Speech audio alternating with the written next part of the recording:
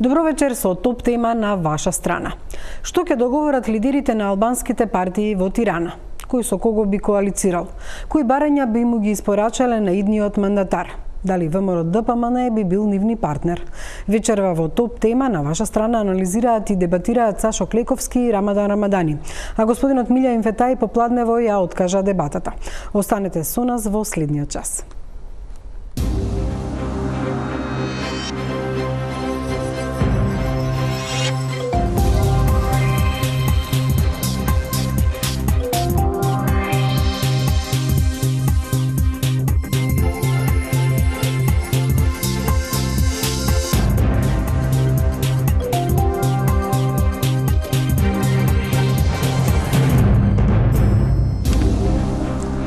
Почнуваме со топ тема. Многу прашања се отворени, многу неизвестност, особено за тоа како и кој ќе направи влада со оглед на тоа што ДИК ги прими приговорите, не се знае дали ќе има некои промени. Во меѓувреме ВМРО ДПМН најавува протести доколку има измени, а лидерите на албанските политички партии и денеска се во Тирана, каде што на средбите со Еди Рама договараат стратегија за евентуален заеднички или одвоен нивни настап во владата. Ги најави гостите, тоа е господинот Рамадан Рамадани и господинот Сашо Клековски. Ви благодарам и на двајцата што дојдовте во оваа дебата. Рамадан, дали имате инсайдерски информации, она што ние го немаме, зошто се во Албанија, зошто 2 дена траат тие преговори и јас колку што знам, господинот Касами беше вчера во Тирана, денеска повторно се врати, а господинот Ахмети не сакаше да отиде на средбата, неофицијално беше дека се налутил заради некоја изјава на министрот за надворешни работи на Албанија, која на некој начин го пофалила добивањето на гласови од албанците на СДСМ. Немам и право да кажам, ова вашата информација дека е во тек некакво договарање ми изгледа прилично инсайдерска, не знам од каде сте ја добиле. Она што се знае јавно беше дека тоа е неофицијална средба, значи со движењето БЕСА денеска, мислам завчера со СЕЛА, со Алијансата на албанците, а вчера со движењето БЕСА и дека имало покана и до ДУИ и до ДПА, а ДУИ беше единствената која одби таа средба. Јас мислам дека овие средби се, како да кажам, едно од очекуваните резултати, едно од исходите од резултатите од изборите, при што изборите кај албанскиот блок покажа и нешто друго, имено, значи, веќе втора партија не е ДПА, во втората партија конкурира движењето БЕСА и движењето за Алијанса, кои се нови политички сили и со кои има потреба да се етаблират и во, да кажеме така, се албанскиот простор, а тоа секогаш оди преку Албанија, која што патем речено има и некоја уставна назнака да се грижи за албанците и така натаму. Не мислам дека има некој договор за влада или некаков настап за тоа. Мислам дека конкретните работи ќе се одвиват и ќе се одлучуваат тука во Македонија. Клековски, да, веќе официјално оно што го дознаваме е дека тие договараат што е иднината за албанците во Македонија, односно кои се барањата преку кои не се може да се помине. Тоа оно што ние официјално го добивме од таму. Не е прв пат да одат нели кај некои од албанските лидери, лидерите на македонските политички партии на албанците во Македонија. Што вие мислите за ова? Морам да кажам, воведот звучи малку конспирацијски, бидејќи земајќи го во обзир односот, квалитетот на односите помеѓу партиите на албанците во Македонија и нивниот однос со владата во Тирана, со владата на Еди Рама, јас не би можел да кажам дека тоа толку лесно може нешто да договорат. Колку што јас сум од тек, има релативно нарушени односи со владата на Еди Рама, тие не се одлични. Односите помеѓу ДУИ и некои од партиите тука исто така не се во најдобра состојба, така дека таму нешто ќе се договара. Повеќе мислам дека Еди Рама ќе се обиде да фацилитира некаков минимум заеднички став, бидејќи самите партии тука не ќе може да се договорат за така. Меѓутоа, вие што му отидоа имаат заеднички став и ДПА го поддржа Бесан или рече дека еве останува да го поддржува и единствено остана Села кој што не се изјасни. Да, ама баш тука заради контрадикторноста на интересите. Значи, со самиот факт што Тачи го поддржа Беса, веднашка е проблем на односот меѓу Беса и Села, бидејќи постои аномизитет помеѓу Села и Тачи. Значи, да се каже дека они сите нешто ќе договорат. Значи, за мене е многу поверојатно Села да се договори со Дуи нешто, наспроти тоа да се договори со Беса и со Тачи ако биде на една страна. Така да мислам повеќе фацилитирање или разговарање кои се опциите и тука нема ништо конспиративно. Аспирацијата на сите нас, вклучувајќи ги етничките албанци, се евроатлантски интеграции. Јас претпоставам дека најмногу ќе се разговара како да се откочат евроатлантските интеграции. Значи не верувам дека таму ќе се разговара нешто кој знае нешто што не знаеме и што не е познато на јавноста. Мислам дека главниот фокус би било како да се помогне Македонија во тие евроатлантски интеграции и каков пристап може да направат овие неколку партии во тоа да помогнат во таа агенда. При тоа мислам дека е централна улогата на Дуи и по број на пратеници и по историјата собствена. И Дуи нема поголем интерес или позначен интерес од постигнување одредени цели во евроатлантските интеграции. Мислам дека тука се главните теми и разговори, земајќи во обзир дека Албанија е членка на НАТО. Сега на некој начин ВМРО ќе го има врелиот костан во раце, она зашто цела кампања и реторика беше насочена анти-СДСМ, но на адреса на албанците беше да не дозволи условно речено двојазичност на цела територија, па и велеше дека СДСМ се залага за федерализација и слично, меѓутоа она без што не можат, црвените линии што ќе се исцртаат за албанците, односно за представниците нивни во парламентот, било да се власт или опозиција. Без што не се може во преговори од страна на албанските партии. Да, пред тоа само сакам нешто да исправам. Значи ова Дуи веќе не е представник на албанците во Македонија. Во смисла на тоа, ова е прв пат Дуи да го нема мнозинството на пратеници албанци во македонскиот парламент. Ама е најголема партија. Да, најголема партија е, но тоа е во проценти сега кога при ваков резултати, при ваков состав на парламентот, тешко дека Дуи ќе може сама со ВМРО, како што беше случаевите порано со владите кои ги договара навечер, па утринава онака на брзина ги средува работите со помош на разузнавачки служби и така натаму. Овој пат тоа нема да може да биде случај, иако има некои изгледа обиди и за тоа као ништо да не се случило. Прво, она што се случило и е големо, не треба да заборавиме, а тоа веќе се артикулира кај албанскиот дел на јавноста наголемо, е дека кампањата која ВМРО ДПМН ја правеше во текот на изборната кампања беше полна со албанофобија. Вие не можете, значи, да преидете преку тоа дека ќе се обратите или некој ваш представник да отиде и да збори со некого кој цело време ве чуел вас како заедница или јазикот или другите символи и така натаму. Нема се покажа во минатото дека Дуи коалицираше успешно 10 години без ама овој пат не е тоа ситуацијата. Значи Дуи веќе ја нема мнозинството. Знаете, вие имате 10 пратеници од Дуи со можност, значи ако има прегласување во едно место во шеската да биде исходот, значи 9 да има Дуи, 11 од тие од албанските субјекти. Кога ќе ги ставите сите албанци парламентарци, тоа се веќе 22 и Дуи нема никакво мнозинство. Ова е првиот хендикеп, само да се изјаснам, ова е првиот хендикеп во тоа што на ВМРО ДПМН му невозможува практичен нормален пристап или секојдневен пристап редовен како порано што го имаше. Вториот е кампањата со албанофобија која беше присутна цело време во изборната кампања и при ваков резултат која од албанците зависи владата, вие сигурно ќе очекувате дека треба најмалку да има некое извинување. Другиот хендикеп се однесува за работата на СЈО и Да, ќе го поддршката. начнеме и тоа прашање подоцна. Клековски имате реакција? Рамадан ги третира трите други партии како хомогено компактно тело. Значи, алијансата на албанците БЕСА Како да ќе бидат во коалиција? не се компактно тело па да збориме дека да има помалку пратеници од другите, тоа се три различни партии.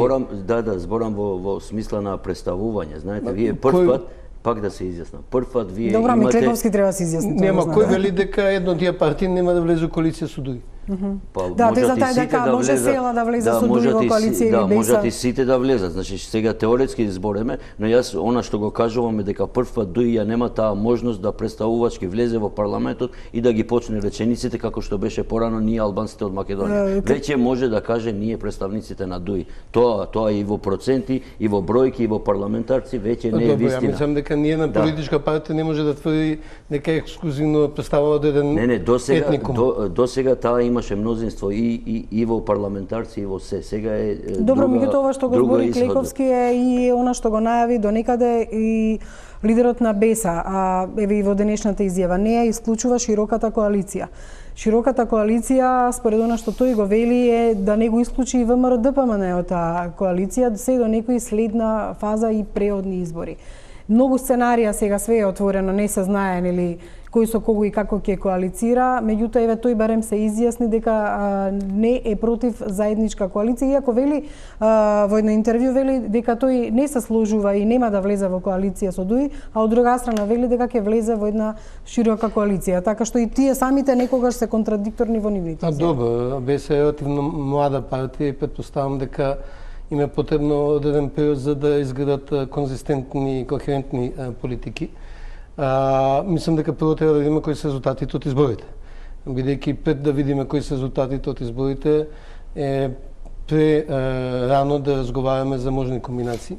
Иако доколку остане сегашната ситуација со 51 пратеник за ВМРО ДПМН, 49 за СДСМ, јас сум сигурен дека ДУИ ќе пристапи кон разговор со ВМРО ДПМН да формира коалициона влада заради Мајскиот договор, дека победниците од двете страни седнуваат и разговараат за идната влада. ДУИ нема да се откаже од тој договор, бидејќи се уште дава предимство да ДУИ веројатно е најдолго од 2002 година, најдолго во власт од сите политички партии, бидејќи беше и со СДСМ и со ВМРО ДПМН во власт.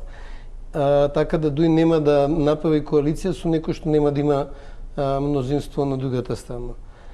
Дали тоа мнозинство ќе биде доволно? Веројатно нема да биде доволно, бидејќи да остане сегашната состојба, тоа е 61 пратеник, што ќе биде многу отежнителен фактор за парламентот и веројатно ќе мора да се бара најмалку уште една политичка партија која би пристапила коалицијата. Дали тоа ќе е возможно, ќе се види многу брзо.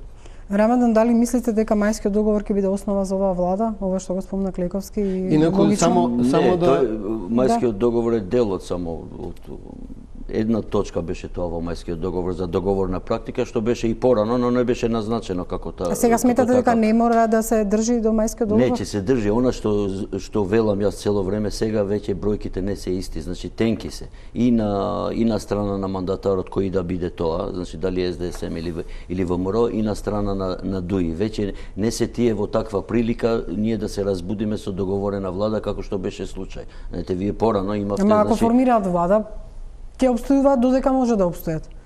Колку и да велите вие процентот на албанци на страната на опозицијата е поголем, владата ќе функционира сега, дали на стаклени идат локални избори и ти ако правиш така ДУИ веќе изгуби значи пола од резултати, а веќе локални избори идат за многу скоро време и тоа стои како Демоклев меч. Затоа ДУИ таа ноќ не славеше победа, вие ги видовте сите и лицата и ако е според ова логика, тие треба да слават победа. Зошто не славеа победа? Затоа што тие реално беа преполовени и добија голем удар.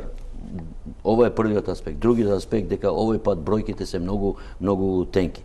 Третиот аспект што не треба да го заборавим, јас се сложувам дека е рано сега да збориме за, потоа не знаеме кој ќе биде официјалниот резултат и второ не знаеме кој ќе биде мандатарот и кај кого ќе настапи први и ќе пристапи за преговори и така натаму, е работата што овој пат ни една од овие албански политички е вонредниот момент на Македонија. Знаете, вие Македонија ја имате со извештајот на Прибе и со поддршка за СЈО. Тие веќе се етаблирани услови во македонската политика во овој момент. Вие не можете да направите влада кој да е тоа без овие работи. Така да веќе имате на некој начин договорена програма за влада и околу тоа треба да стане логиката. Логиката на ова, јас претпоставувам дека ќе биде да се има што попредставителна влада, зашто треба големи работи да се направат. Јас сам Рамадан да посетам во 2006 година кога се беше ДПА со ВМРО во влада. Вие бевте еден од оние што заговараше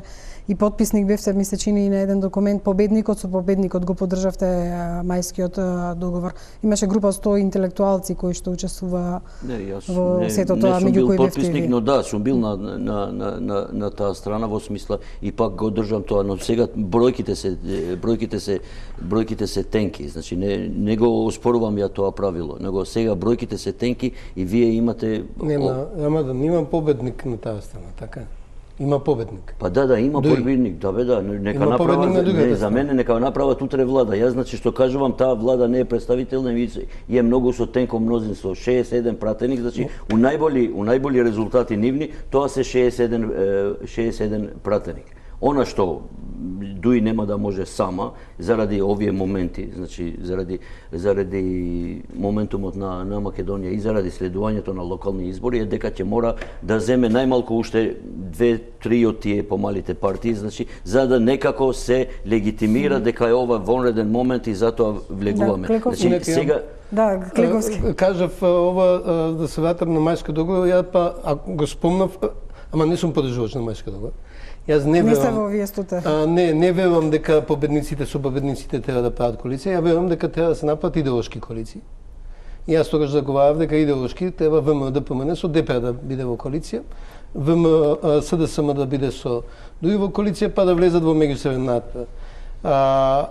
Јас се уште верувам дека и затоа сум радосен дека етнички албанци гласа за СДСМ, да ние го напуштиме етничкиот принцип на организација на нашите политички партии и да преминеме на идеолошки принцип, да си имаме левица, без разлика колку ќе бидат партии од таа коалиција, дали ќе има турска, албанска, не знам каква друга ромска, српска партија, и на другата страна да има десна коалиција и таму да однапред се знае. Дури мислам дека гледајќи ги се нормално после битката сите сме генерали, дека евентуална коалиција на СДСМ и БЕСА ќе беше поразителна за ВМРО и за Дуи. Предизборна коалиција.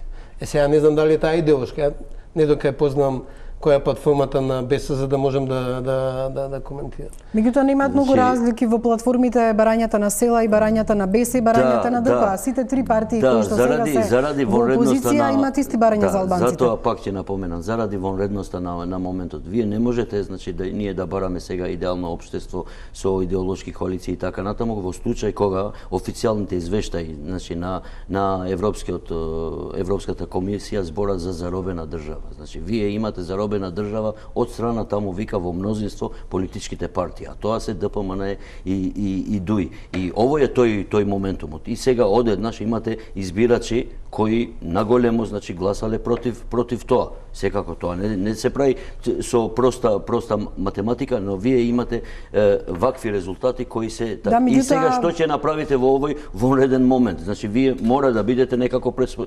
представителни. Како ќе се разводиме? 60 мнозинство. Да, тенко мнозинство, таа се вика малцинска влада, да, добро. Победникот е победник, тој што загубил, по бројки зборуваме, загубил. Ќе се даде мандат на оној што го има мнозинството после конечните резултати, така ќе биде, но сите бројки кажуваат дека двете можни мнозинства се тенки и во овој случај. Добро, во Америка покажа дека бројката не ја донесе Хилари на власт, сега зборувам во апсолутни бројки ако говориме. За пратеници збориме, сега не збориме. Јас се согласувам дека Дуи под голем притисок на средно и на локално ниво, заради локалните избори. Значи, во Дуи анализата е дека коалицијата со ВМРО ДПМН ги чини овие резултати, дека не е толку гласање против Дуи како Дуи, туку е гласање против учеството на Дуи во власта. Локалните избори се многу блиску и нивната проценка дека во неколку значајни општини ќе бидат загрозени гледајќи ги какви се сега резултатите на ДУИ и на БЕСА. Па еве јас ги држам во рака, само извинете да споредам. Во 2014 колку добила албански гласови СДСМ, колку во 2016. Рачиново имала 2014 8, 2016 2052, Чаир 3097, 8564. Липково еве да речем имало 3 гласа само, па сега 773.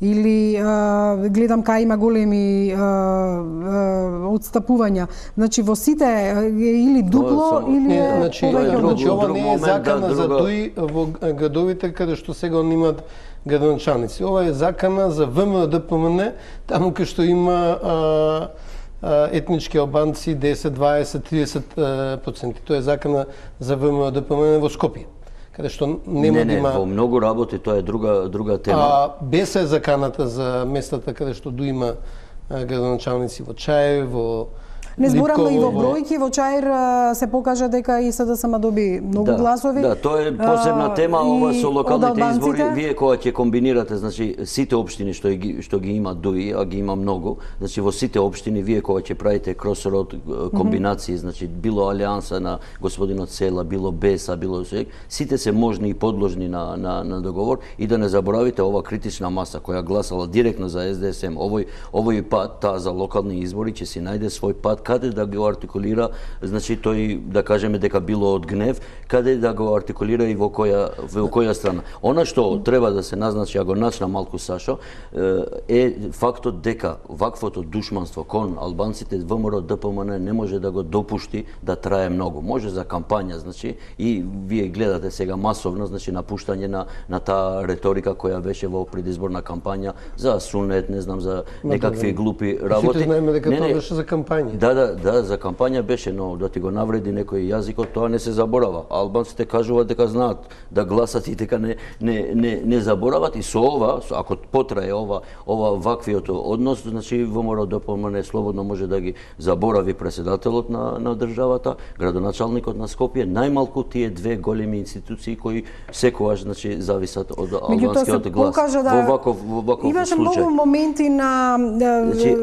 несогласување на албанскиот електорат или да речеме кога мислевме дека ДУИ и ВМРО ќе се скара, тоа не се случуваше. Да, зашто функционираше. Да, функционираше зашто вие немавте блиску избори, значи и ДУИ кога последен пат направи влада во 2014, значи следните избори беа 2017, 3 години тие си направија преку ноќ, дали во Алкидики или во Русија, каде ја направиле владата, и се разбудивме и утро тие веќе има договорена влада и нема, значи до 2017 ќе грее многу пати сонце, ќе се исправат работите и така натаму. Но вие сега имате случај, значи влегувате со луѓе кои ги пцуеле албанците, нивниот јазик и така натаму, не знам што припишувале, и вие со нив треба да правите, а после 3 месеца пак да излезете пред тој народот и да побарате да ви изгласат некој советник. За градоначалник не верувам веќе дека може да добијат. Добро, факт е дека овој период и за ДУИ и за ВМРО нема да биде лесен, апсолутно.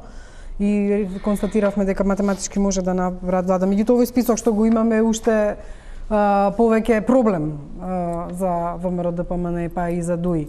Кога во оваа студија преди една недела го прашав Ахмети со кој ќе коалицира, доколку неговите резултати се неповолни, за да направи влада со ВМРО ДПМН евентуално или со СДСМ, тој рече ќе разговараме по изборите, до денеска не се има изјаснето дали ќе побара коалиционен партнер, како што вие велите, може би Села или БЕСА и слично.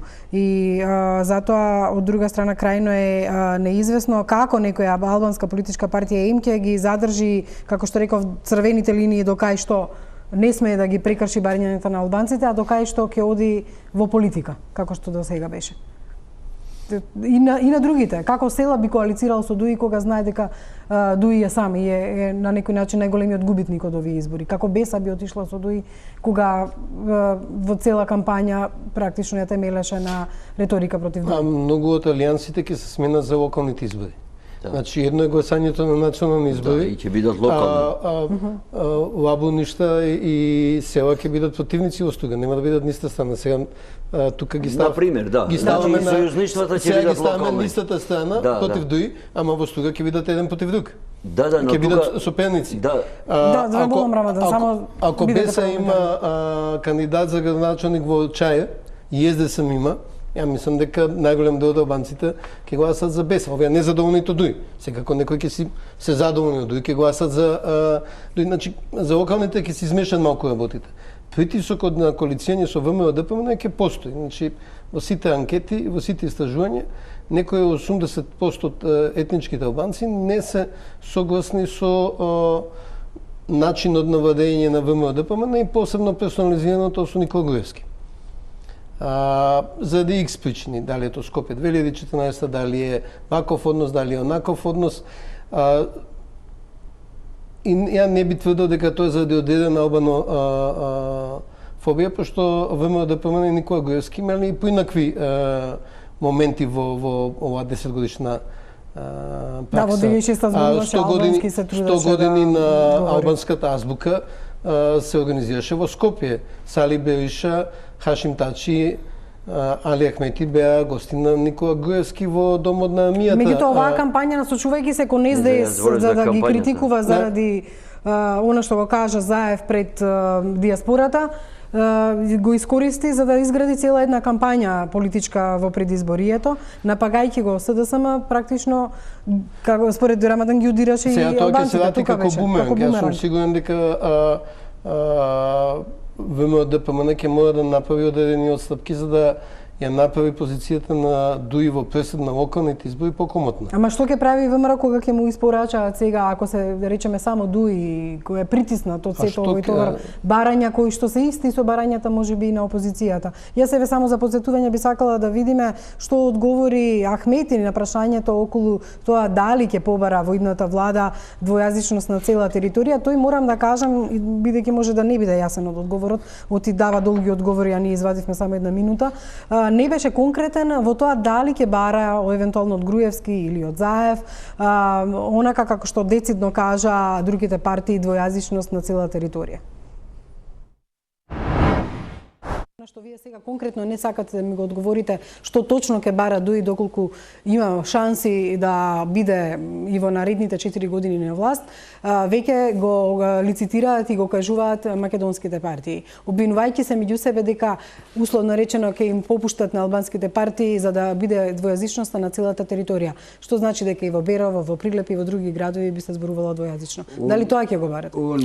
Јас сметам дека политичките партии од македонскиот блок не треба да развијат некоја политичка кампања, надпреварувајќи се за тоа кој е поголем патриот, дали се попатриоти од ВМРО или пак тие од СДСМ.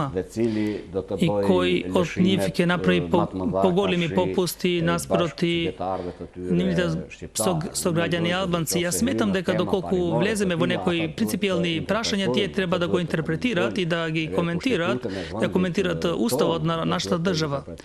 Тие треба да дават соодветно толкување на рамковниот договор. Рамковниот договор е многу јасен по ова прашање. Јазикот кој што говорат над 20% од граѓаните и тие граѓани се албанците во оваа земја кои што се над 20%. Над 25%. Ова е кликовски одговор што го добивме и не беше конкретен во тоа дали ќе го... Па не, што подразбирате под двојазичност? Мене ми е многу таа ми е изјава балон. Вие подразбирате едно, ја подразбирам друго, Рамадан подразбира трето, ние сите подразбираме различно. Охридскиот рамковен договор и уставното решение, последователно и законот за употреба на јазиците од 2008 со амандманите од 2011 има повеќе поглавја. Во моментот на целата територија на Република Македонија граѓанин може да побара да добие двојазична лична карта или пасош.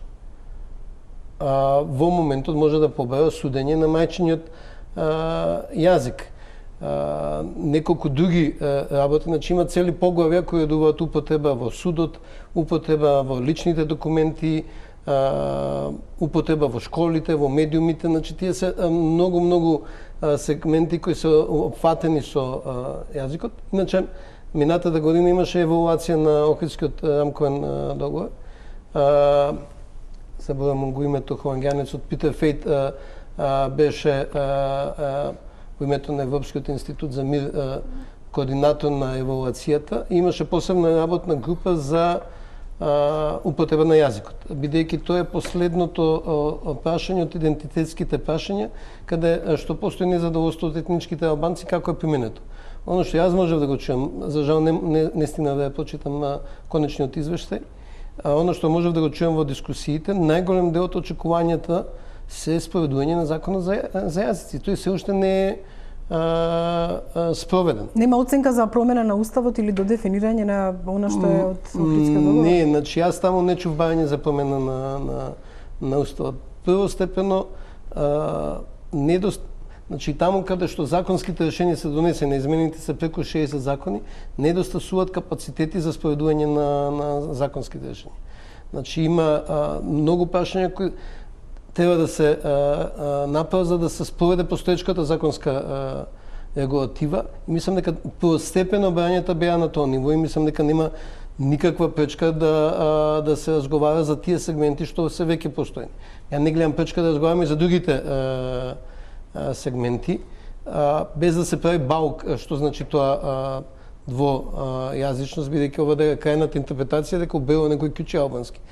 Ние, за жал, се уште едни со други не ги изучуваме доволно јазиците, таму кажа што сме многу измешани, па до Белово ќе дојде решавањето на проблемот. И затоа Ахмети не одговара на ова прашање, туку застанува на тоа што е пропишено со рамковниот договор, со уставот и толкување на тоа што е во уставот. Она што го направи Заев, а на што добро се потпре ВМРО-ДПМН беше неговата изјава за двојазичност.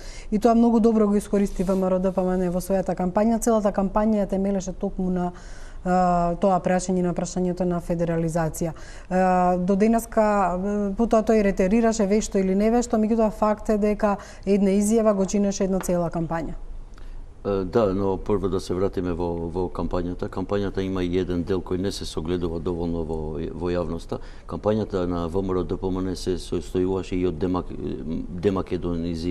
демакедонизирање на одредени политички луѓе, гласачи и симпатизери. Значи, господинот Зоран Заев не е албанец и нема никаква врска со албанство, а вие знаете цело време таа кампања се тераше и тоа создава голем јаз и големи рани и во самото етничко македонско. Не знаеме што Заев точно мислеше кога ја даде изјавата, дали доколку е премиер, ќе седне на маса и ќе го редефинира уставот. Исто како што човекот, значи овде не се работи за двојазичност, овде се работи за донесување на законска рамка која следи во уставот. Значи вие имате устав и напоменување дека во уставот е уставен ова службен јазик, македонскиот јазик и неговото кирилично писмо, и имате назнака дека и јазикот на мнозинството. Тоа е ставено заради во некои општини може да биде дури и тројазично и така натаму. Тоа е решењето за уставот, логиката на правната логика на уставот, и вие сега треба да донесете соодветни закони. Вие вака имате во устав, а немате по закони.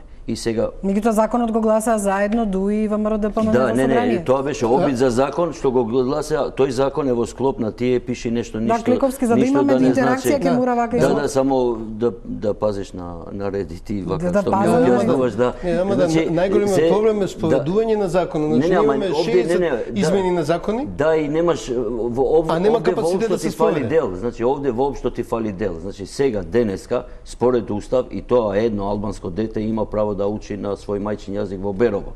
Значи сега според устав тоа но немаш ти закон за тоа.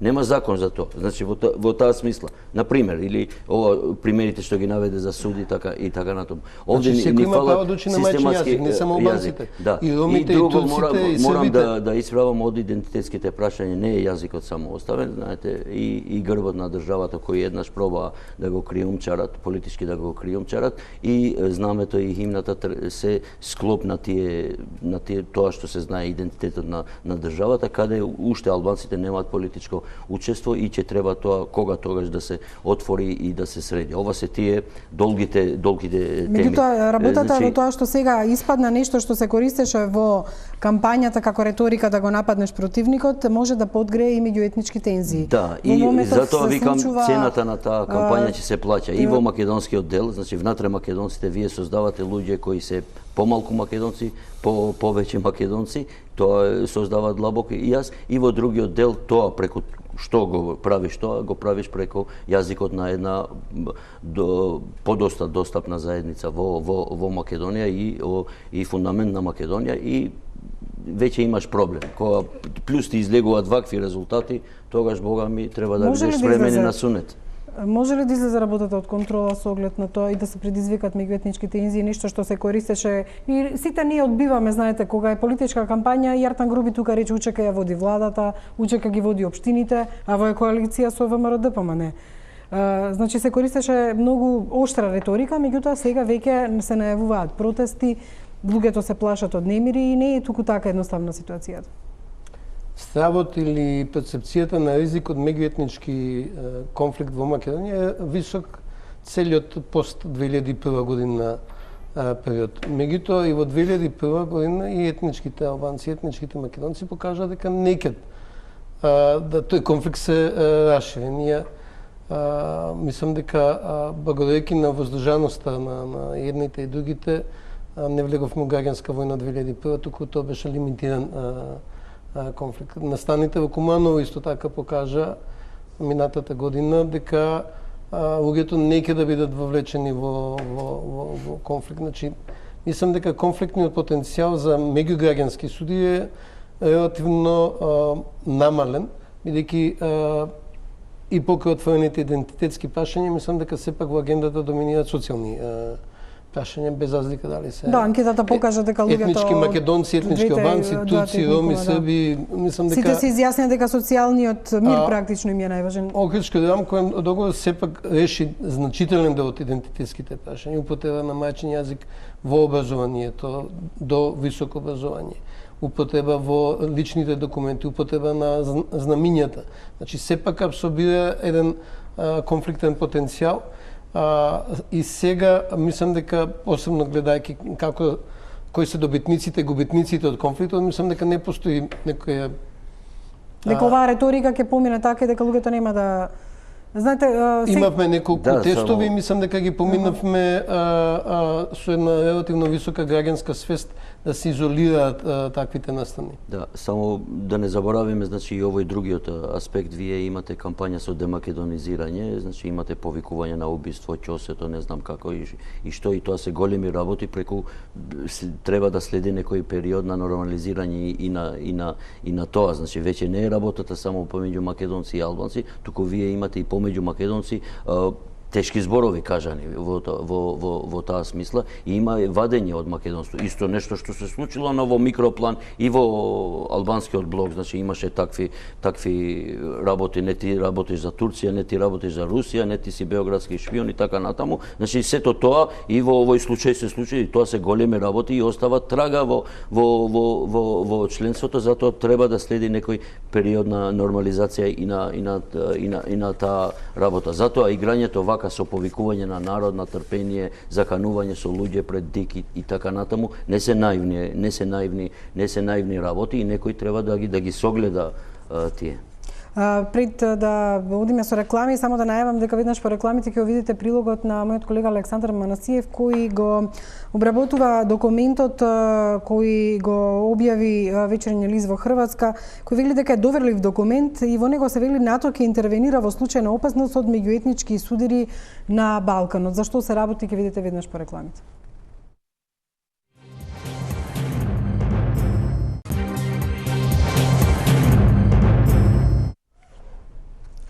Пристапот на Русија НАТО го наведува како една од причините и притисоците кои се во западниот Балкан, а тука ги споменува и Македонија и Србија. Меѓутоа, што за НАТО представува проблем на Балканот и дали Македонија може да се најде во некаков си меѓуетнички или друг судир, од прилогот на Александар Манасиев во однос на документот што го најдоа колегите од Хрватска. Зајакнатото политичко присуство на Русија на Балканот и радикалниот екстремизам се најголемата опасност со која се соочуваат земјите во регионот. НАТО е подготвен оперативно да интервенира за да се спречи меѓуетнички судир. Ова го пишува во тајни документи на НАТО за актуелната ситуација на Западен Балкан, објави Хрватски вечерни лист.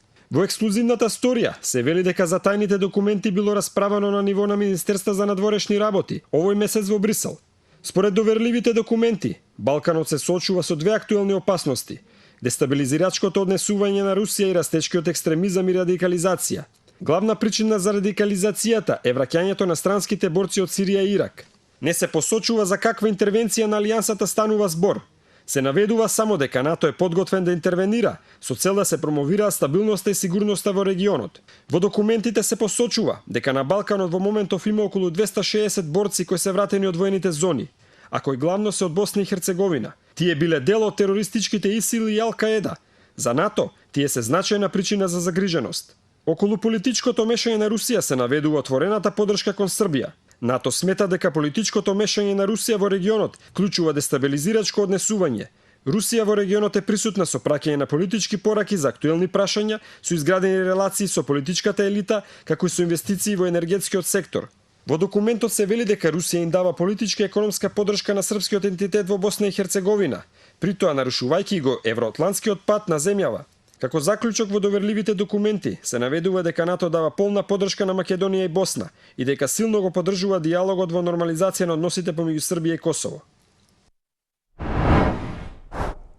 Ова стоја и во документот на НАТО. Од друга страна, денеска руската влада испрати соопштение и во него се вели дека ги повикува сите политички сили во Македонија да ја почитуваат волјата на гласачите, да действуваат во рамките на уставот и да ги избегнуваат контрапродуктивните надворешни влијанија при формирањето на новата влада. Ова Рамадани сега и во Македонија има една многу чудна и интересна ситуација кога станува збор за коалициите. Сите се декларираат дека се за НАТО и Европската унија, особено тоа го прават и албанските партии, Дуи цело време тоа го говореше. А од друга страна, Дуи сега ако влезе во коалиција со ВМРО ДПМН за влада, таму го имате еден Стоилковиќ кој еве ако кратка е изјавата да видиме како се пофали со писмото од Путин на пример.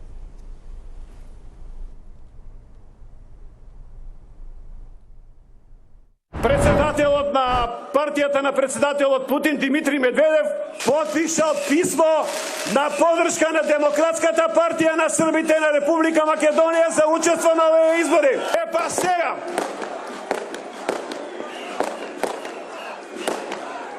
вие добивме писмо од Путин. Па за кого ќе гласате? Која албанска партија би влегла во коалиција со еве? Па не знам, имаше една партија со советниците на Трамп се фалеше, нема врска, мислам, во кампањата, но ова се тешки. Она што е изричито, значи на 2-3 пати вака при формирање на влада, вие знаете, изричито е наречено дека ова влада ја правиме за евроатлантските интеграции и така натаму, а ние уште пожалосно од ова, знаете, НАТО зликовци, умри НАТО, не знам какви пораки, антизападни пораки сме имали и на поранешните избори, така да тоа е, не знам, подложно на злоупотреба. Она што сака во ова прилика, пошто се начна темата, ако ми дозволиш, мислам дека она што се случи во Молдавија и она што се случи во Бугарија на некој начин, но повеќе од се, она што се случи во Црна Гора еден ден пред избори, на некаков начин им го вклучи алармот на нашите сојузници, значи во НАТО и во ЕУ, сојузници на Македонија, кои некако повеќе, мислам дека овој пат бдеја или стрепеа за Македонија и верувам и на тоа се должи и да имаме ние вакви избори со, не знам, со колку малку инциденти во таа смисла и со колку малку представки, дури до ДИК денеска имаше 8 и 8, изгледа 16. Мислам дека таа клима се создаде и гледаме дека никој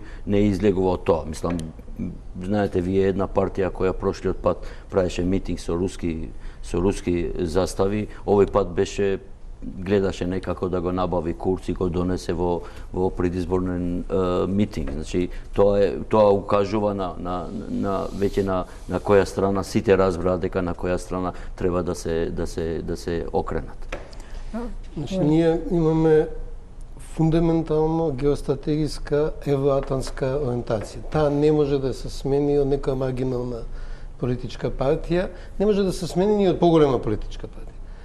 Економски 80% од нашата трговија со EU28. Образовно 98% од нашите ученици учат англиски јазик како првстански јазик. Само 1500 ученици учат руски јазик како втори или не знам каков јазик. Културолошко погледнете ги врските на нашите установи, каде организираме изложби, универзитетите со кого соработуваат. Ние сме нераскинливо дел од евроатлантскиот простор. Ја верувам дека и Русија е дел од тој простор и дека еден ден ќе влезе во тој простор. Кокетирањето со Русија повеќе на ниво на фолклор, но мене што ме загрижува се соопштенијата од Москва, од Министерството за надворешни работи, бидејќи 20 години немаше соопштение од Москва за Македонија, од 2001 мислам дека беше последното соопштение, и од еднаш минатата година почна, веќе има 3-4 соопштенија од Министерството. Имаше и руски наблюдувачи, и тоа за мене предизвикува одредена загриженост, пошто нели ВМРО-ДПМН не коди да лобира, оди во Берлин, Лондон и во Вашингтон. Нема делегација од ВМРО-ДПМН во Москва. Меѓутоа, оди на линија на она што го бара и ВМРО-ДПМН. Ги повикуваме сите политички сили да ја почитуваат волјата на гласачите, да действуваат во рамките на Уставот и да ги избегнуваат контрапродуктивните надворешни влијанија при формирањето на новата влада. Веќе знаеме каква е политиката на ВМРО. Ова е надворешно влијание, како ќе го разделиме тоа? Веројатно смета на другата страна, денеска нели Бејли велеше дека не се меша во ситуацијата со Црна Гора не е справедлива, бидејќи во Црна Гора има не маргинални, туку клучни политички партии, што се отворено проруски ориентирани. Значителен дел од опозицијата од Црна Гора е проруски ориентирани, веројатно финансирано од Русија. Јас кај нас не гледам таков проблем. Изјавата на Стојковиќ е, мислам, дел од фолклорот, и тоа српскиот фолклор, мислам дека беше наменета предсекон на српското гласачко тело во Македонија. Интересот на Москва покажува дека сепак нешто се случува, дека се прекршуваат некои линии на интерес во Македонија. Јас се уште мислам, се надевам дека не сум оптимист, туку сум реалист, дека Македонија не е на линијата на конфликтот и дека нема опасности од конфликт во смисла на насилство, дека оваа стратегија за НАТО, предпоставам дека единствениот можен насилен конфликт на Балканот е босанскиот конфликт, односно на евентуалното гласање за независност на Република Српска, дека евентуално тој може да испровоцира интервенција на НАТО, меѓуетнички тензии и насилен конфликт. Јас верувам дека веќе ни српско-косовските односи немаат потенцијал за насилство, да не зборам за македонско-албанските односи кои спомнав преска, мислам дека нема. Да, и Рамадан, веќе спомна дека веќе конфликтот е меѓу македонскиот етникум внатре. Особено сега изразен на овие избори. До сега никогаш не била толку изразена нетрпеливост на две страни. Благодарение на социјалните мрежи видовме се и се што луѓето веќе се навредуваат помеѓу себе. Да, па видите, ова меѓуетничката омрза стана некоректна политички, па луѓето не се кајат по етничка основа, сега се кајат по партиска основа. Се шалам. Меѓутоа, меѓуетничкиот конфликт се пренесе во внатре етнички конфликт кој во моментот е поизразен кај македонците отколку кај албанците. Имаше еден период и кај албанците до ДПА беше во поголема снага, тој конфликт беше и меѓу албанците, ма како ДПА се повлече од Да, меѓутоа има нешто што ми е нејасно и што го употребија одредени албански политички партии насочувајќи го кон БЕСА. Особено е битно ако ги анализираме фондовите на БЕСА, во смисла на тоа дека едно младо движење, многу младо, можеше да парира на во предизборната кампања на една Дуи која што 10 години ако е на власт по дефолт е богата, кај нас такви се партиите. Од 2002 е на вас да, повеќе значи. По дефолт е богата и сега прашањето беше од каде и пари на Беса за да направи една таква кампања. Да. Па незините политички опоненти ја обвинија за евроазијско влијание, за директно поврзаност со Турција, за пари од турски фондови и меѓутоа до денеска тоа не е јасно. Има ли некакви основни Не е јасно, не е аргументирано. Значи ние не стигнавме ништо да видиме конкретен аргумент која е таа врската како ја наведуваат помеѓу Ердоган или Турција и движењето Беса. Тоа беше дел од тој дел исто, значи како што реков во македонскиот дел имаше предизборен, да кажеме, екстремистички говор од вадење луѓе од македонство во смисла ти не си македонец, ти си албанец и така натаму, или проалбанец, или не знам бугарофил или србоман и така натаму. Исто така и во албанскиот дел имаше не ти си за Турција, не па ти си за Русија, зашто го донесе Југохром или ги убиваш луѓето во Тетово преку руски олигарси и така натаму. Значи тој беше дел од тој, ние не видовме, значи денеска јавноста не виде нешто. Движењето Беса парираше зашто вие имате значи огромен број, еве сега се виде и со гласови на луѓе кои некогаш биле во Дуи и ја помагале Дуи. И цело тоа ткиво, знаете, пола од резултатот од Дуи, значи тоа пола луѓе, таму се вклучуваат и трговци и бизнисмени, веќе не се со Дуи, тие некаде преминале. И тоа воглавно, ако ги гледате вие изборните резултати, каде е јака Беса, значи е во Куманово, во Скопје, каде што Дуи била, значи и тие луѓе веќе отворено застанале кој заради одмазнички причини кон Дуи, кој заради тоа зашто сака да ги помага процесите и тоа се огромен потенцијал значи на луѓе од тука. Да не забораваме и друг момент кој мислам беше назначен и во извештаите на овие партии, и исто и кај села и кај Беса. Ние албанците значи од Македонија имат диаспора и нашата диаспора не е исклучена од Македонија. Во смисла таа не е отидена далеко некаде во Австралија. Ние имаме и таква диаспора, но таа е исклучена во тој смисол. Да, они директно со фондови помагаат овдека и политички партии. Блиска диаспора која еве може да организира и автобус да дојде да гласа, зашто 17 часа треба да се вози не знам од Швајцарија или од Германија и да дојде тој ден. Исто така во тој смисол тие не се исклучени и помага значи во тековните политички процеси, не да иде да гласа во амбасада само, туку и конкретно значи да успехот на Беса Рамадан се должи и на тоа дека оперативно тие знаеле луѓе што биле бивши Дуи како да се работи на терен, како се освојуваат гласовите. Да, и тоа и заради сентиментот. Значи вие имавте кај албанците беше приметливо и со голо око, не требаше да бидеме толку аналитични да се примети дека имаше голем анти-Дуи сентимент кај албанците. И тој анти-Дуи сентимент заради истрајноста, значи вие години соред, еве уште денеска Дуи извади некоја хартија дека ова се 15 услови и така натаму, вие имате работи кои тие ги повторуваат колку години, 14 години. Значи, и сега, кога ги повторуваат луѓето кои од тие 14 години, 12 години биле на власт, истите работи за следниот пат, на луѓето име... Да, Рамадан, уште ова прашање исто и за Клековски важи, сепак излегува дека, не велам дека е мандатар, условно речено Ахмети, меѓутоа тој е тој човек кој треба да одбере уште една политичка партија од албанците, за да се направи една поздрава коалиција од друга страна. Пак е Или од друга страна. Не верувам дека ВМРО туку така сам би го бирал партнерот од албанците, туку ќе се консултира со Дуи.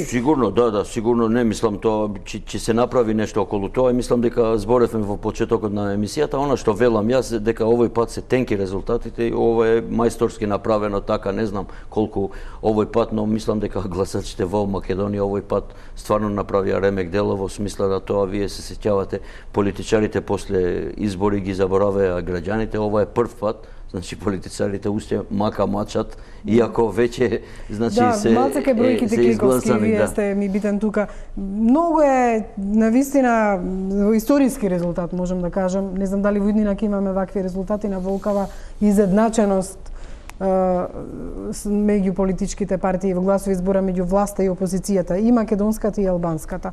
Значи требаше на државната изборна комисија повеќе од 24 сата за да проглас резултати и кои се уште не се конечни, не знам кога ќе ги добиеме.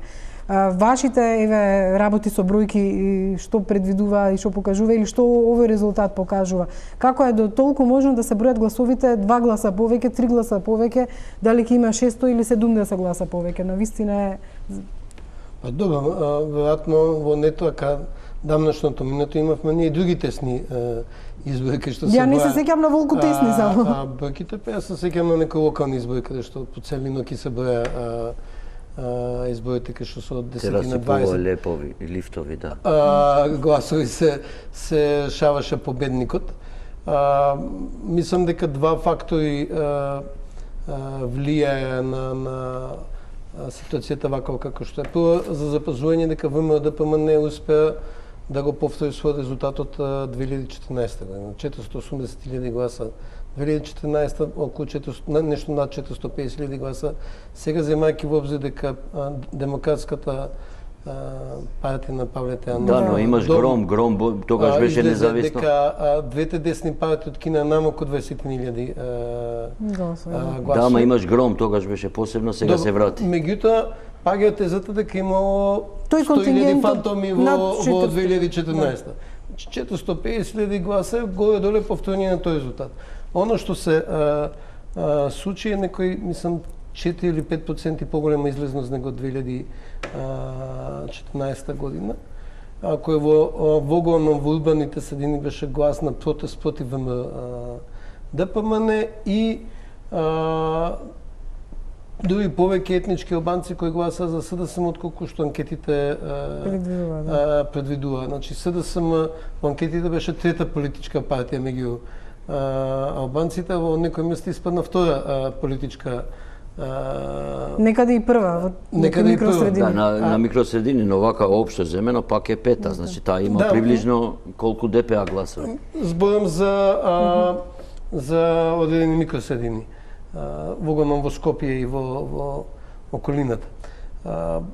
Тие беа двата фактора што му помогна на СДСМ да направи резултат најдобар во последните 10 години. Претпоставам, не ги гледав подамнешните бројки и мислам дека сите треба да извлечат поуки од резултатот. Номинално ВМРО-ДПМН спрема сегашните резултати е победник, меѓутоа земајќи во обзир дека декларираната цел беше 60 пратеници со своја 57 пратеник, многу тешко може да се говори за постигнување на посакуваното. Значи, ако велите дека сакате да постигнете одредена цела, сте 20-30% подоле од зацртаната цел, и тука не може да биде оправдање дека не бил само СДСМ противникот, туку биле и сите други можни фактори противници, бидејќи сите тие фактори се знаеше дека ќе бидат на таа страна и претходно, и пред 1 месец, и пред 2 месеци. Дека Бели ќе биде на таа страна, се знаеше од претходно сега, да. Бели. Карикирам. Ако го следиме фолклорното објаснување зошто нема 6 и зошто има 51 пратеник, така да ВМРО-ДПМН мора длабоко да се замисли зошто се овие резултати такви, посебно заради загубите во две битни градски средини, тоа е Скопје и во Битола. Па и во други градски средини, се види дека тројката е онаа која што му донесе добро одлепување во резултатот. Во Охрид, во Прилеп, и во шестата пресуди на крај. Општини така натаму. Меѓутоа мора ВМРО-ДПМН да се преиспита зошто се случи ова релативно масовно гласање. Значи, ако се исклучат албанците што гласаа за СДС, сепак има општини што нема албанци, како што е Битола, резултатот во центар, во Карпуш, мора да се во други места приближувањето на само 1000 гласа разлика во Прилеп, во неколку други општини приближувањето, мора да го замисли ВМРО-ДПМН зошто се случи сето ова. Дали повикувањето да биде референдум за едно прашање испадна референдум за друго прашање и доколку многу брзо не извлечат поуки, мислам дека ќе води кон следни порази на партијата. Меѓутоа треба анализа и на страната на СДСМ, како со сите бомби, како со целата поддршка што ја добија од повеќе страни, како со ово масовно гласање против, не направија подобар резултат. Рамадан, дали СДСМ ги оштити условно наречено албанските партии земајќи им гласови? Тоа го кажа, например, Клековски на почетокот, можеби да беа во коалиција предизборна БЕСА и СДСМ ќе имаш уште подобар резултат, меѓутоа сега можеби гласовите за БЕСА отидоа кај СДСМ и... Затоа не знаеме. Албанците, она што беше евидентно дека бара просечниот албански гласач во Македонија, беше можност тој да гласа и против ДУИ и против ДПМН. Јас мислам дека моментот кој сепак го донесе ова да има повеќе гласови отколку што предвидува анкетите, беше изјавата на господинот Заев 2 дена, мислам дека тука беше во Телма, дека нема да коалицира со ДУИ, со криминалци и така натаму, и тоа беше пресудно. Значи албанците бара да бидат на, како да кажам, условно кажано, антигруевски страната, но исто така има потреба да ја казнат и ДУИ. Со тоа СДСМ на некој начин ги оштети овие другите партии, но и тие се криви зашто тие не покажа и не докажа во текот на кампањата дека тие стварно ќе бидат така и дека ќе освојат гласови. Вие имате вакви случаи понајвеќе таму каде што може да ти се изгуби гласот, во смисла на единица, мешовитата изборна единица, прва изборна единица, втора изборна единица, пета изборна единица, и таму стварно некој глас кој ќе се прелее може да направи разлика во смисла на тоа дали пратеникот ќе биде албанец или македонец и така натаму, а во шеската, например за албанците или во тројката за македонците, го немате вие тој ризик. И мислам дека ова се случи. Но сакав да кажам уште нешто кога сме веќе кај... Да, сакав тоа да ве прашам. Да, кај бројките... Заев да изјава дека нема да прави коалиција со ДУИ? Да, тоа беше пресудно. Тип ромакнало тоа 2 дена тука во Телма, мислам беше. Да. А како ќе во предизбори? Влада? Не предизбори, пред резултатот. Пред резултатот. Добро, тоа и беше, се знаеше дека не може да направи коалиција пред резултатот. Не. Значи пред изборот ги убеди гласачите дека јас сум антидуи. И сега треба да го одложи ветувањето, така? Сега треба да го одложи ветувањето. Веројатно, да. Значи не може СДСМ да влезе во голема коалиција со ДУИ, пошто со ДУИ нема да прави коалиција. А нема доволно гласови за да направи влада. А како ќе направи без ДУИ влада? Па не знам, може СДСМ да влезе у влада на ДПМН или ДПМН на влада на СДСМ. Тоа тек ќе видиме. Да, тоа тек ќе видиме, да. Тоа тек ќе видиме, значи според влада без албанска партија нема да има. Влада без албанска другите албански партии, веројатно. Не, сигурно. И тоа нема да има, него во смисла на и овие двете што ќе прават. Кога сме га гласовите, само сакав да напоменам дека ова тенденцијата на одбирање на гласови, значи некој да назначува, не завршува со албанците за гласање за СДСМ. Утре вие ќе имате случај кога некој ќе ги земе гласовите на ДПМН и ќе направи колку таму има ромски гласови, турски гласови, и со тоа се испоставува дека уствари Зоран Заев е победникот кај македонскиот етнички блок. Значи, ако вие правите веќе чистење или класифицирање на гласови на граѓаните на Македонија, тогаш ќе имате сосема поинаков резултат. Таму вие имате 2 бошњашки партии, 2 ромски партии, 2 турски партии кои коалицира со ДПМН, така да тоа не води никаде, не е добро. И сакав само да не заборам, да ве прашам, ова што го начна Клековски, зошто СДСМ не доби подобар резултат со оглед на толку очекувањата беа дека овој пат навистина после сите бомби, после се она што се извади во јавноста, после случаите кои се водат во СЕО, дека е можно да ВМРО ДПМН да подкрепи повеќе. Мислам дека заради одржување на еден со медиумската спрега помеѓу власта и режимот, се одржа на некој начин, се одржа оној големиот спин и големата лага за некаква си загрозеност, и многу од тие работи всушност и не се прочуја во јавноста, и имаше многу македонски средини каде не се прочу гласот за тоа дека ние сите, значи имавме премиер кој нарачува шамари за легално избран градоначалник или не знам советник на премиерот кој се заканува на луѓе со се фамилија да ги испрати во ендек и така натаму, и сите тие работи имаше многу македонски средини каде не стигнаа, а во поголемите и каде стигнаа имаше на некој начин некој неверување во тоа и мислам дека допрво стои и е работа и на опозицијата и на цела Македонија да ги осознае тие работи. Рамадан, со гледаноста на вестите на Телман, Аосат и на 24 вести, кои се критички спрема Ние сме објективни, власта, не етикетирате. Добро, не етикета да видиш критички на власта, окей? Критички секогаш новинарот треба да биде на секоја власт, меѓутоа треба да биде објективен. Не проопозицијски, реков критички. Кога имаме пенетрација на интернет 70-80% во државата, мислиш дека може пола милион луѓе да не се информирани? Не се пола милион, ја ти реков, значи две назнаки. Едно дека не се информирани, второ дека се одржа тој спинот и лагата дека уствари тоа е нешто сомнително, сечено, лепено, монтирано.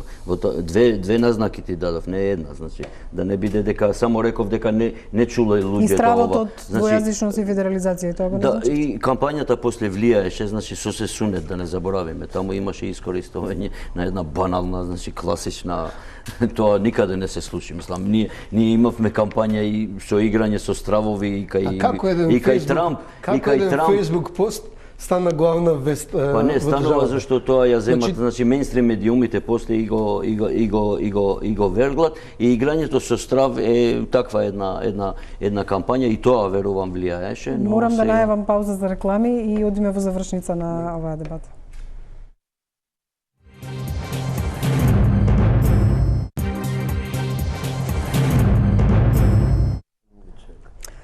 Имаме уште неколку минути до крај на дебатата. Рамадан, дали е можно она што беа очекувања големи на луѓето, на гласачите, исходот од работата на специјалното јавно обвинителство. Неколку истраги се покренати. Меѓутоа, ова претходнава коалиција, која што математички, ако останат вака резултатите, може да продолжи до и ВМРО, е за прекин на работата на специјалното обвинителство во смисла на користење на заштитни сведоци или пак направење на специјални судови. Иако Дуи вели дека ние не гласавме против, тие не беа ни на седница во доволен број за да се изјаснат во однос на овие прашања.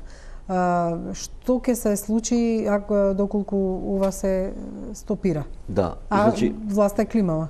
Да, тогаш почнав да и ми каже дека тоа посебно ќе го збориме заради тоа, тоа е едниот уствари од хендикепот на вака возможно тенко мнозинство, а тоа е фундаментално во смисла да СЈО, да не заборавиме, СЈО е прва државна институција во Македонија која има толкава голема поддршка. Вие порано, значи само символично и во МПЦ, армија и така натаму имаше поддршка, но конкретна институција да има таква поддршка која излегува во сите анкети, нема друга. Второ, СЈО е единствената за која имаше, значи, вие знаете, протестите од Шарена револуција почнаа всушност како протести за поддршка на СЈО. Значи, имате изразито од граѓаните и мислам дека тоа и се прелија на некој начин во резултатите, а символично, кога ќе видите вие кај албанските партии, таму има дополнителен хендикеп, зашто ако ги броиме сите бројки, ставиме назнака дали сте за ДУИ или за СЈО, СЈО тука има огромно мнозинство за поддршка и мислам дека тоа ќе биде еден од основните предуслови за било какво коалицирање или негоцирање на влада, да ВМРО-ДПМН како разумна партија се тргне од тој хендикеп дека не го поддржува, дека ние го поддржувавме, го основавме, а после вака не излезе и така натаму. Мислам дека треба да го тргне тој хендикеп за всушност да може да иде. Оти вака како што е, таа нема каде да иде да збори освен кај ДУИ. Значи не може никај СДСМ, никај ДПА, никај другите кои го ставиле у платформа тоа дека го поддржуваат СЈО и тоа е сериозен хендикеп за кој мислам ќе размислат. Надо тоа што платформа, мислам дека има договор пржино кој се потпиша и покај политичката разврска, тоа се изборите на 11 декември, кој се надевам дека партијата што ќе ги изгуби ќе собере сили да честита на победникот. Второ дел е правната разврска. Значи ние не можеме да излеземе од политичката криза ако не се комплетират двете работи. Да имаме легитимни избори и да имаме правна разврска на случаите од СЈО. Меѓутоа мандатот е ограничен според тој договор. Мандатот за покренување на обвиненија ограничен на 18. Таму па не пишува дека ќе има и специјален суд или дека ќе на 18 месеци. Меѓутоа за 18 месеци се може да покрене доволно обвинење. Мојата теза е дека се нема потреба да покрене 35 постапки, пошто има 35 формирани предмети во однос на прислушувањето. Се треба само да демонстрира дека нема неказнивост во Македонија. Затоа треба еден случај. Не треба 35 случаи. Веќе мислам дека има десетина предмет формулирано. Не ги памтам сите имиња, мислам дека толку десетина предмети се стигна. Се опфатени сите можни случаи од избрани нерегуларности, употреба на сила против опозицијата во случај на општина Центар. Прислушкувањето, значи клучните работи се веќе опфатени. Ние не треба да се стремиме кон сите случаи да се решат. Нас не треба клучните случаи да се решат. Кој прислушкуваше? За да не се случи веќе такво нешто. Дали имаш употреба, организирана употреба на сила против опозицијата? За да не се случи веќе да има употреба на насилство против било која опозицијска партија? Дали има изборни нерегуларности? За да не се случи да има изборни нерегуларности никогаш повеќе, како што Агим Красничи замина во затвор за изборно насилство. Значи, главните случаи да се процесираат. Треба да се разговара за другите потребни мерки. Заштитен сведок е нешто што е достапно на јавното обвинителство. Не гледам зашто да не биде достапно на специјалното јавно обвинителство како мерка. Меѓутоа, мора да се подсетиме дека мерката заштитен сведок беше жестоко критикувана од случајот на Кежот, дека беше злоупотребена таа мерка. Значи, ние можеме да погледнеме како таа мерка ќе се... Добро, има закон за заштитен сведок, кој што веројатно треба да се пренесе или да се формулирал и да се инкорпорира во работата на СЈО. Да се обезбедат да работи. Ние нема да имаме излез од политичката криза ако нема правна разврска на сето тоа што го имаше. Тоа зависи од судовите. Ако не се направи специјален суд, овие постоечки судови треба да се одржат и да судат правично. Мислам дека тоа е идејата, значи СЈО постои за тоа да ја покрене враќањето на правдата во Македонија, правдата мора да се врати целосно. Зашто вака ако потрае тоа, тогаш ние ќе се соочиме со политичко барање да евидентираме време и година од кога веќе не се признават, како се вика тоа, правнички судските одлуки, па темелна реформација на судството. Специјалното јавно обвинителство беше замислено како лек кој што ќе го покрене судството да се реформира и мислам дека се уште се чека моментот на тоа да судовите веќе станат нормално. Ако не, тогаш тоа иде нагоре, не иде веќе надоле, се формираат веќе и специјални судови, така се формира во Косово. Значи прво имаше само обвинителство, па потоа се формира и специјален суд. При крај да не заборавам како теолог да ве прашам, работи поврзани пак со кампањата и употребата на верски символи и Господ. Апсолутно не сакам да ги изедначам, сосема се различни. Меѓутоа Беса, например, во својата кампања, оние кои веруваат во Господ да веруваат и во Беса, за прв пат се употреби една таква реченица или реторика или слоган во однос на употребата на Господ, а од друга страна, сосема различно од овој, затоа сакам да се оградам, е употребата на верскиот символ крст за Зоран Заев кој прошета на улиците во Битола и до денеска нема санкции за учителката, просветниот работник кој тоа го направи. Да, ги имаме и иконите во кампањата, не забораваме, иконите во кампањата и имаме тие оджинските моабети што ги кажуваше Али Амети во кампања, знаеш, кажуваше за рајот и така натаму некои работи што беа онака чисто, мислам, литургички гледано, тоа беа литургии на еден човек кој што е докрај секуларен, не знам каква потреба имаше да влезе толку во метафизика, кога очигледно му фали и физика во таа смисла. Повикот на Беса, повикот на Беса не беше така, тоа беше фраза која се употребува во смисла ако си вака, дојди си тука, нешто повикувачки во тој контекст. Јас сепак мислам дека кампања на било која политичка партија во Македонија треба да биде целосно секуларизирана во таа смисла и тоа влијае на гласачите. Ако некој мисли дека ќе може со посредство со посредство на вера да добие политички поени, мислам дека гадно се мами во Македонија, посебно и кај христијанскиот и кај муслиманскиот дел. видовме дури и употреба на... Добро, за мене раздвојувањето А ова, извини, само ми остана... Да, ја имам уште минута. Добро. Ако е многу битно. Не само тоа со Заев, тоа е повеќе. Мислам дека тоа е кривично дело, казниво. Според ова беше првото судење на господинот Јован Вранишковски, беше осуден за повикување на верска и расна нетрпеливост и ова делото со крстот е тоа. Мислам, повикуваш на линч со верски символ, тоа е... Значи, мислам дека доволно кажа да не го коментирам. За мене клучно е раздвојувањето на верските од институции од политиката. А дали некој ќе го спомнува Господ во својата кампања, мислам дека не е прашање на несекуваност или секуваност, а прашање на нивната определа. За мене е важно да верските институции, црквите и исламската верска заедница стојат надвор од политиката. И за крај само во една реченица, ако до сега закладавме кој колку пратеници ќе освои, сега можеме ли да направиме некаква прогноза кој ќе направи и каква влада на куса само? Ја мислам дека се уште приоритет е ВМРО-ДПМНЕ, доколку се овие резултатите кои се, ВМРО-ДПМНЕ дури уште една политичка партија да направат влада. Ако тоа не успее, мислам дека ќе има широка коалиција.